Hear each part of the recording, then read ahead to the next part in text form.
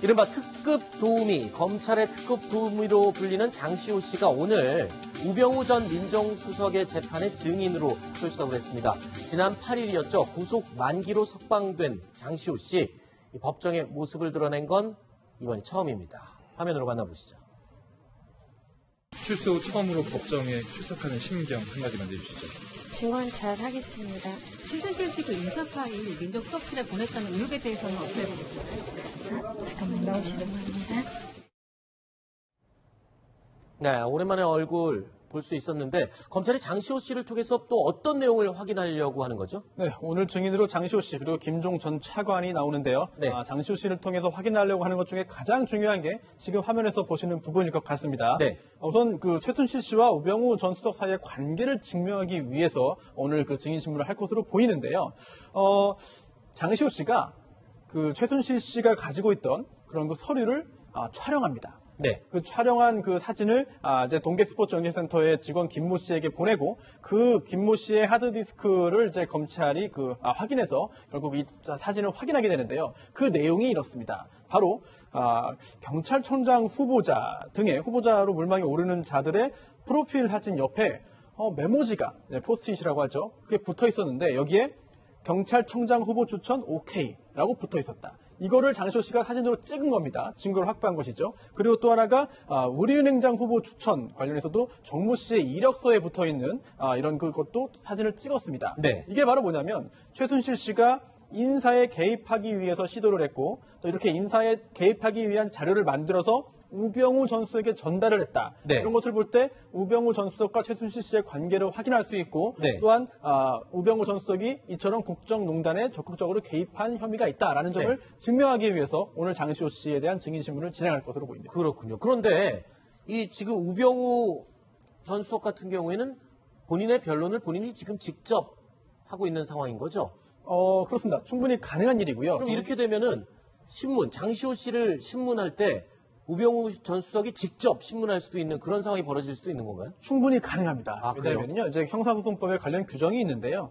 이제 그 증인 신문을 누가 할 수 있느냐, 검사가 할 수 있고요, 또한 당연히 그리고 또 피고인 또는 변호인이 할 수 있다라고 되어 있습니다. 네. 따라서 물론 대부분의 경우에 이 피고인 자신보다 변호인이 훨씬 법적인 능력이 있기 때문에 하는 것이지만 우병우 전 수석은 오히려 어지간한 변호사보다 훨씬 더 경험도 많고 충분히 이끌어 나갈 수 있기 때문에 이제 우병우 수석이 직접 할 가능성도 있는데요. 할 수 있는 것과 실제로 하는 점은 또 별개의 문제이기 때문에 네. 재판부에 대한 인상이라든지 기타 자극하지 않기 위해서 그렇게 네. 하지 않을 가능성도 충분히 있지 않을까 생각됩니다. 네.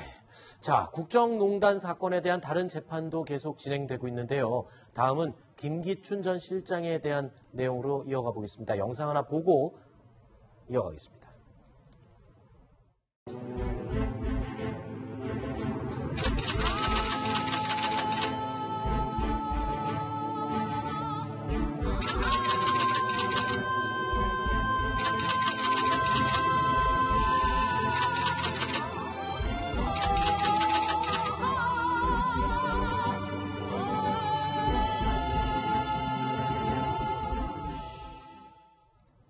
자, 김기춘 전 실장이 이런 말을 했습니다. 과거 왕조 시대라면 망한 정권, 왕조에서 도승질을 했으면 사약을 받지 않겠느냐, 조금 전에 보신 내용입니다.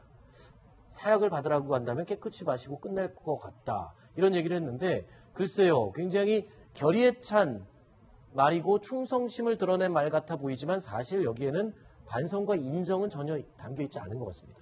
그러니까 여기서 핵심을 보시면 아까 봐신 것처럼 사약을 받으라면 깨끗이 마시고 끝내고 싶다 이렇게 얘기를 하는데 여기서의 핵심은 바로 재판할 것도 없이 이 부분입니다. 그러니까 네. 이 얘기는 결국 망한 정권이니 그러니까 탄핵을 당한 정권이니 왕조의 도승질을 했으면 사약을 받지 않겠는가라고 하면서 내가 비서실장을 했으니까 이에 대한 정치적으로 이러는 거면 내가 오히려 받아들이겠다 네. 이렇게 얘기를 하면서 하지만 지금 재판을 열어서 나에게 블랙리스트를 작성한 거 맞지 않느냐라고 그걸 지시하지 않았느냐라고 책임을 물으면서 이에 대한 죄가 있다라고 묻는다면 나는 받아들일 수 없다. 차라리 정치적으로 네가 대통령을 잘못 보좌하지 않았느냐 이에 대한 책임을 져라라고 한다면 오히려 받아들이겠기 때문에 나는 이 재판은 받아들일 수 없다. 나는 블랙리스트에 대해서는 절대 인정할 수 없다. 이런 강한 의지를 밝히고 있는 겁니다. 결국엔 혐의에 대해서는 블랙리스트 혐의에 대해서는 끝까지 모른다고 되풀이하고 있다면서요. 본인은 지시를 한 적이 없다. 네, 그렇습니다. 나는 지시한 적이 없다라고 해서 특검에서 네. 그럼 이건 뭐냐라고 하면서 바로 좌평양 단체를 비판하는 보고서, 이 보고서가요, 바로 국정원이 작성을 해서 청와대에 보고한 그런 문건입니다. 네. 그럼 이건 뭐냐라고 물었더니요, 김기춘 전 비서실장이 아니 내가 나이가 들어서 3, 4일 전 일도 기억이 안 나는데 3, 4년 전 일을 어떻게 기억하느냐라고 하면서 네. 모른다 이렇게 얘기를 하니까 방청석에서 보던 한 여성 방청객이 거짓말하지 말라라고 하면서 울부짖기까지 했다고 합니다. 네. 근데요, 해도가요. 김기춘 네. 큰 문제인 게 네. 저거를 지금 이제 나는 그 정권이 바뀌었으니까 네. 뭐 망한 왕조의 신하니까 나는 사약을 받겠다 이 얘기는 무슨 얘기냐면은 자기 자신이 지금 현재 범죄 혐의 때문에 정당하게 재판을 받는 게 아니고 네. 나는 정권이 이에 불법적으로 원래 그 정권 바뀌는 거 불법적이잖아요. 네. 힘을 가지고 뒤집은 거잖아요. 네. 마치 지금 정권이 다시 다른 정권으로 바뀐 것 자체가 불법적이고 그래서 나는 무조건 어떤 범죄 혐의도 없는데도 불구하고 정치적인 보복을 당하고 있다. 네. 이런 식의 어떤 그 심리 상태라고 하는 점에서 크게 문제가 있는 발언이에요. 네. 자, 재판에서 나는 나이가 들어서 기억이 잘 나지 않는다. 3, 4일 전부터 기억이 안 난다라고 나이 핑계를 댔는데 과거 12월, 지난해 12월에 청문회장에서도 나이 핑계를 댄 적이 있었죠. 당시 영상 다시 한번 보시죠. 이분이 바로 김기춘 실장 본인 맞으시죠? 그런데 최순실을 몰랐다? 이게 앞뒤가 안 맞죠. 지금 그렇죠?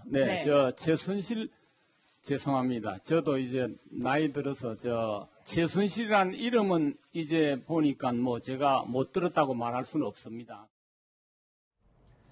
네. 김기춘 전 실장은 분리할 때마다 나이가 들어서, 내가 늙어서 나이가 들어서 이렇게 하면서 계속 빠져나갔는데 지금 이 재판, 구속 상태에서 재판을 받을 때는 또 건강, 그러니까 이것도 역시 나이가 들어서입니다. 건강의 문제에 대해서 굉장히 많이 언급을 하고 어필을 하고 있는 상황이죠. 김기춘 전 실장의 전략은 지금 보석을 노리고 있는 거죠, 보석을. 네. 지난 2월 달에 이제 재판을 처음 받기 시작할 때부터 김기춘 전 실장은 심장병이 굉장히 이제 악화하고 있다, 건강에 문제가 있다라는 얘기를 뭐 계속 해왔습니다. 그러면서 심장이 어느 순간 멎을지 모르겠다라고 얘기를 했고 또 어떤 때는 법정에서 오늘 바지를 입다가 넘어졌다, 네, 그 정도로 건강이 안 좋다라고 얘기를 했고 또 다른 때는 거의 재판정에서 거의 눕다시피 해가지고 또 재판을 받기도 하는 이런 식으로 계속해서 내 건강에 지금 굉장히 문제가 많다라는 것을 계속 이렇게 이야기를 했고 그러고서 5월 26일 날 지금 보석 신청을 한 상태거든요. 네. 그러니까 아마 오늘 얘기도 깨끗이 끝내고 싶다 이런 얘기도 사실은 내 건강이 하루 지탱하기 정말 힘들다. 이게 빨리 보석 좀 허가해 달라라는 얘기를 재판부에게 강하게 좀 얘기를 하고 있는 것으로 보입니다. 네. 알겠습니다. 국민의당 제보 조작 사건의 중심에 서 있는 당원 이유미 씨가 영장 실질 심사를 받았습니다. 이 법원에 출석한 이유미 씨의 모습 보면서 이야기 나눠보겠습니다. 억울하다고 카톡하셨는데 비싼 지시가 있었던 겁니까? 왜 조작하신 건가요? 최초 제보 출처가 어디입니까? 취재진에게 아무런 말을 하지 않고 곧장 들어갔는데 생각보다 굉장히 일찍 끝났다면서요? 네, 11시 20분경 시작해서 정오쯤에 끝났으니까 약 40분 걸렸는데요. 네. 사실 그동안 국정농단 사건에서 정말 아주 긴 영장 실질 심사를 보셨기 때문에 40분 너무 짧은 거 아니냐라고 네. 하고 하고 있습니다만 5분 만에 끝나는 경우도 굉장히 많이 있습니다. 아, 그래요? 더군다나 이제 담당 변호인이 밝힌 대로 반성하고 있다라고 네. 한 것을 볼 때 인정한 거네요, 그러면. 네, 범행을 자백하고 이제 그 구속 사유가 존재하지 않는다는 것만 다투었다라고 이렇게 예측이 되고요. 네. 지금 오늘 중으로 이제 구속영장 발부 여부에 대한 법원의 판단이 나오기 때문에 과연 이유미 씨가 구속되어서 수사를 받을지 오늘 결정될 것으로 보입니다. 그러니까 오늘 구속 여부가 결정이 되는 거고, 자, 이렇게 되면, 자, 일단 구속이 된다. 그러면 칼끝은 굉장히 상부로 윗선으로 올라갈 것 같아요. 어디까지 올라가는 거예요? 네, 그럴 가능성이 굉장히 높은데요. 일단 양쪽으로 이제 그 옆으로도 가고 위로도 갈 것 같습니다. 네. 우선 그 친동생이죠. 남동생이 녹음 조작에 가담했는데 이 남동생도 피의자로 지금 신문을 받았고요. 네. 그리고 또한 이유미 씨가 운영했던 회사의 직원에 대해서도 지금 이제 조사가 임박한 것으로 보입니다. 네. 그뿐만이 아니죠. 이제 국민의당 관계자에 대한 어떤 그 조사도 이제 이루어지는 것이 아니냐라고 하는 예측이 있는데요. 뭐 이용주 의원이라든지 김성호 의원, 김인권 변호사 등등이 현재 이름이 오르내리고 있습니다. 네. 여기에 더해서 지금 이유미 씨와 그리고 또 이준서 전 최고위원의 그 자택과 사무실은 압수수색이 이루어졌거든요. 하지만 국민의당 당사에 대해서는 아직 이루어지지 않았습니다. 네. 혹시 수사 상황이 어떻게 진행되느냐에 따라서 혹시라도 국민의당 당사에 대한 압수수색 가능성도 현재로서 배제할 수 없는 것 같습니다. 자, 초유의 사태가 벌어질 수도 있습니다.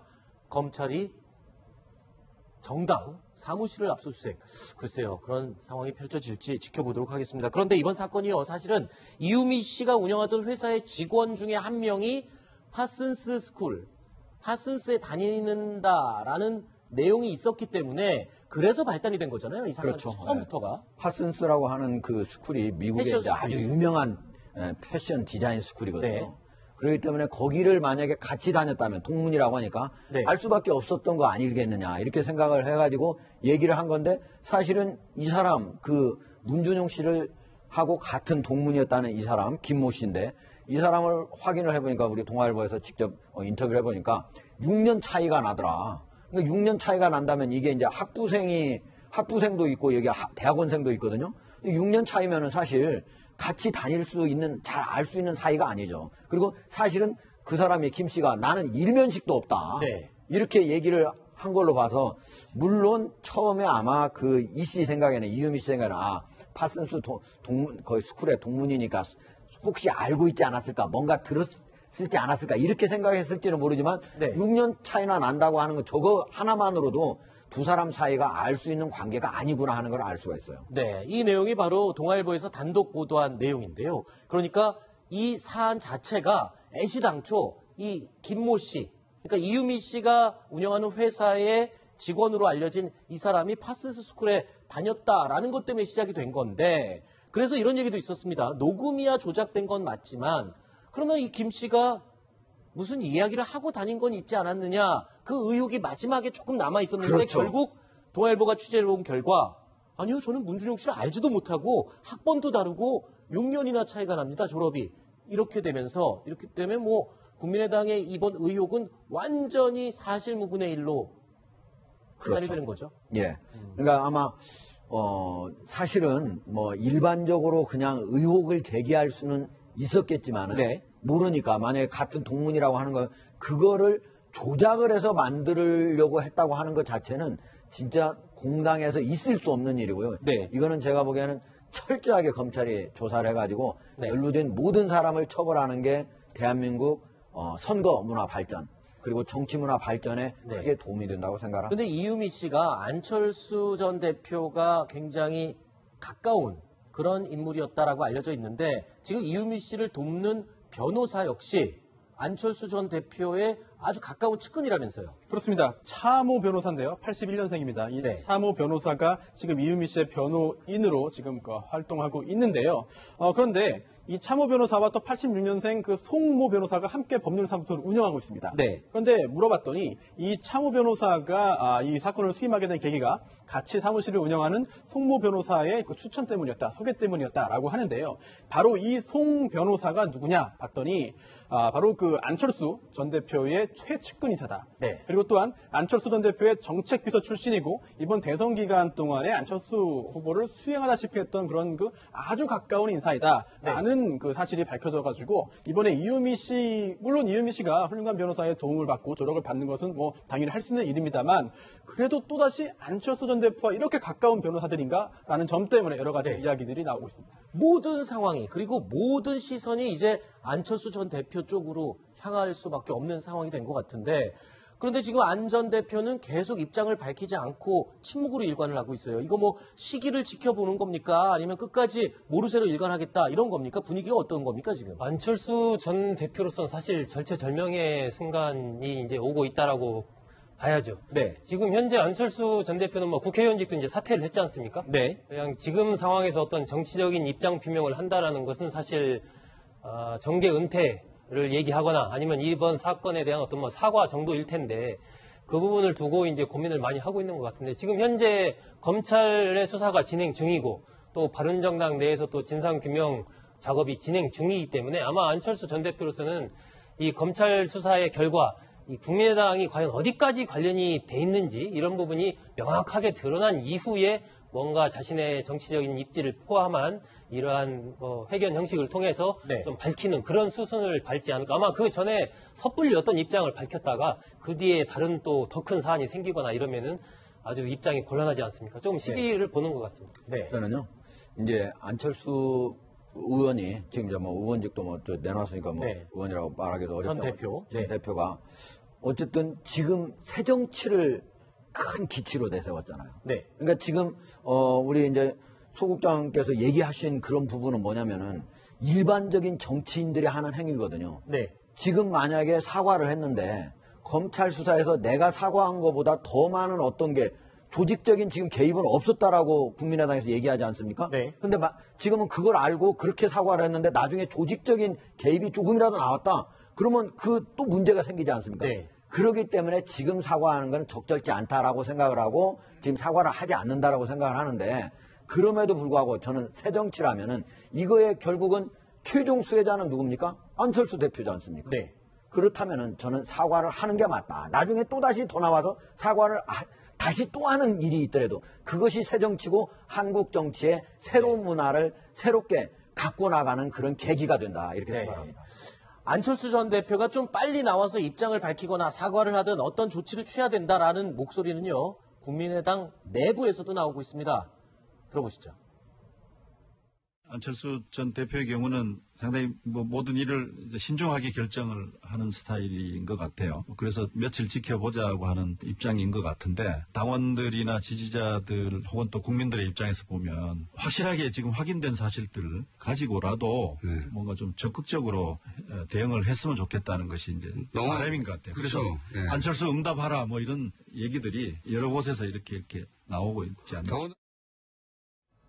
네. 당 내부에서도 저런 얘기가 나오는 걸 보면은 안철수 전 대표는 지금 굉장히 입장이 곤란하고 난처한 상황일 수밖에 없는 것 같아요. 근데 안철수 전 대표가 이제 그냥 단순한 어떤 사과라면 아마 뭐 이미 했을 수도 있어요. 근데 지금 안철수 전 대표가 뭔가 여기에 대해서 책임지는 모습을 보인다는 것은 과거 예를 들면 당대표로 있으면은 당대표직을 사퇴하겠다라든지 아니면 국회의원직에 있으면은 국회의원직에서 물러나겠다라든지 뭐 그러는 것인데 지금 현 상황에서 안철수 전 대표가 이 부분에 대해서 뭔가 무게감을 갖고 정치적인 책임을 진다라는 얘기는 사실 궁극적으로 본다면 정계를 은퇴하겠다. 뭐 이 얘기거든요. 그냥 어떤 이 부분에 대해서 그 사과드립니다. 당시 대선 후보로서 사과드린다. 이런 얘기가 어떤 힘을 얻는 상황은 아니기 때문에 결국은 그 얘기를 해야 될 것이냐 말해야 될 것이냐 이 부분인데 그렇기 때문에 안철수 전 대표로서는 이번 사안에 대해서 명확하게 어떤 전말이 밝혀진 이후에 거기에 맞는 어떤 사과를 하겠다라는 그런 현재 생각을 갖고 있는 것으로 보입니다. 네.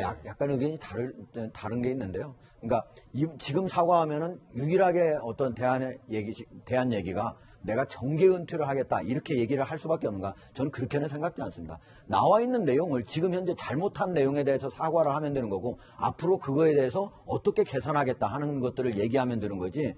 지금 그 현재 가장 이유미 씨만 연루된 것으로 나온 그 위에 있는 바로 이준서 전 최고위원까지도 아직 올라가지 못한 상태잖아요. 네. 근데 그런 상태에서 내가 모든 책임을 지고 정계를 은퇴하겠다 이렇게까지 저는 얘기할 필요는 없다고 생각합니다. 네, 저도 비슷한 생각인데요. 어쨌든 이 안철수 전 대표 같은 경우에는 국민들이 이번 대선에서 이 안철수 전 대표의 말을 믿고 20%가 넘는 지지를 보냈습니다. 그런데 지금 이런 의혹을 조작했다 이런 얘기가 나오는 거잖아요. 국민들이 느끼는 배신감은 크거든요. 이 부분에 대해서 안철수 전 대표가 상황이 이러이러했고 나는 어떻게 했던 거다라고 해명하는 모습 그리고 이에 대해서 깔끔하게 정리하고 어떻게 이 위기를 돌파해가는 모습을 보고 싶은 거지 당장 정계를 은퇴하라든가 이런 모습을 보고 싶어하는 것은 아니라고 생각합니다. 네, 정치인의 어떤 진퇴는 정치인이 정치적으로 판단해야 되는 것인데, 그 판단함에 있어서 이번에 굉장히 중요한 사유 중에 하나가 바로 국민의당의 조직적 개입 여부가 되겠습니다. 물론 조직적 개입이 없었다고 하더라도 정치적 책임이 없어지는 건 아니겠습니다만, 만약 국민의당 차원에서 조직적으로 개입했다고 한다면 그 책임은 더욱더 커질 수밖에 없는 것인데요. 이거와 관련해서 이제 그 이용주 의원이 언론에 나와서 이렇게 말했습니다. 이유미 씨를 변호하고 있는 그런 법률사무소로부터 들었다라고 하면서 이유미 씨가 억울해하거나 뭐 이렇게 안타까워하고 있는 것이 아니라 국민의당의 조직적인 개입 사실이 없다는 취지로 이야기했다. 이거를 전해 들었다라고 말을 했는데요. 여기에 대해서 그러면 그 법률사무소가 어디냐? 이게 언론에 공개됐기 때문에 기자들이 그 법무법인에다가 이제 법률사무소에다 물어봤습니다. 그리고 또 이용주 의원에게도 물어봤죠. 네. 그런데 말을 좀 번복했습니다. 직접 그 해당 변호사에게 들은 건 아니다. 그 다음에 또 법률사무소 직원에게 들었냐? 그렇게 했더니 또 그것도 아니다. 라고 하고 점점 말이 조금씩 달라지거든요. 그렇다고 한다면 만약에 이렇게 지금 말이 달라지고 바뀌는 이유가 국민의당 차원의 개입이 있었기 때문이라고 한다면 결국은 안철수 전 대표가 가져야 되는 정치적인 부담이나 책임이 점점 더 커질 수밖에 없지 않나. 그런 쪽으로 흘러가는 분위기일 것 같아서 우려가 됩니다. 알겠습니다. 자, 다음 소식으로 넘어가 보겠습니다. 다음 저희가 8위로 꼽은 소식인데요. 어떤 내용인지 화면으로 만나보시죠.